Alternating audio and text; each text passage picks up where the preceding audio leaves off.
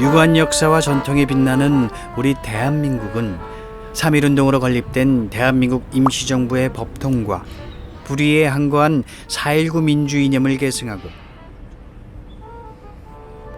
3.1운동의 그 숭고한 의미는 대한민국 헌법 전문에도 나타나 있습니다.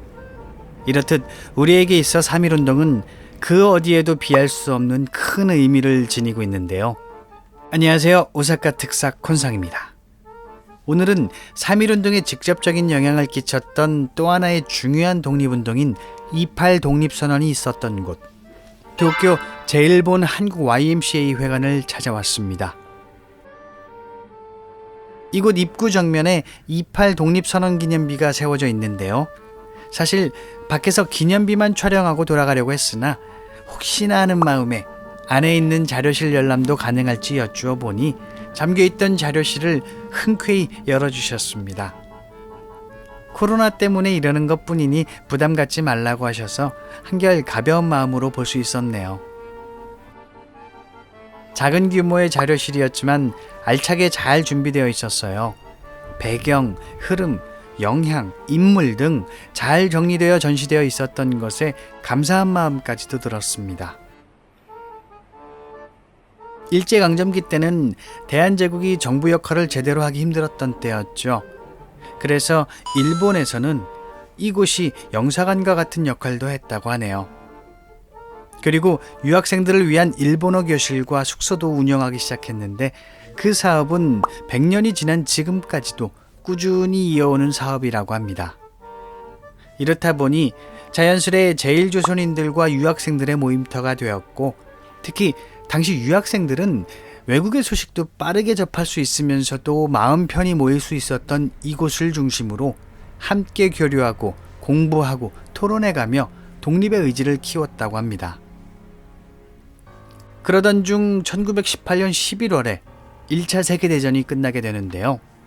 그 전후 처리를 하는 과정에서 미국의 윌슨이 14개조 평화 원칙, 즉 민족자결주의 발표를 하여 영국과 프랑스 등이 패전국의 식민지를 차지하지 못하도록 견제하였는데요. 미국의 실제 의도가 어떻든 민족자결주의라는 선언의 표면적인 취지는 우리나라 유학생들의 독립의지를 더욱 고취시키는 데 충분했습니다.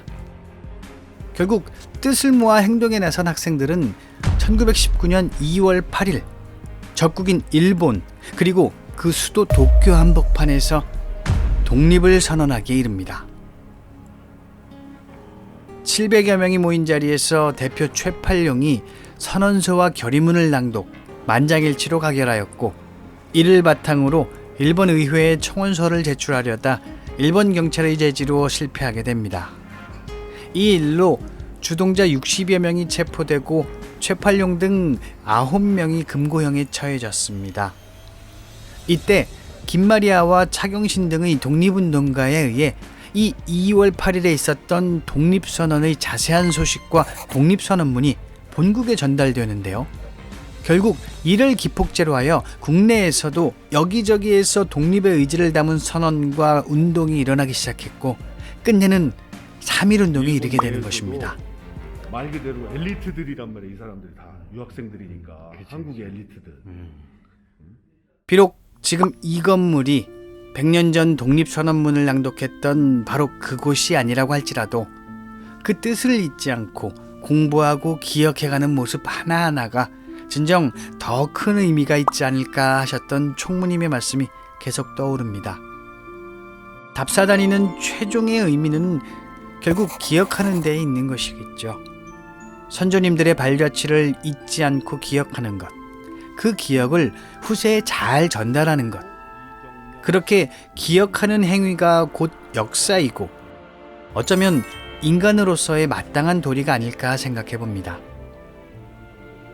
우리 땅에서 한민족이 잊혀지지 않고 천년만년 기억될 수 있길 바라며 우리 조상님들이 그토록 치열하게 싸우셨다는 것을 우리는 꼭 기억해야 할 것입니다. 더 나은 우리를 기약할 수 있는 하루가 되시길 바라며 오늘은 이만 인사드리겠습니다.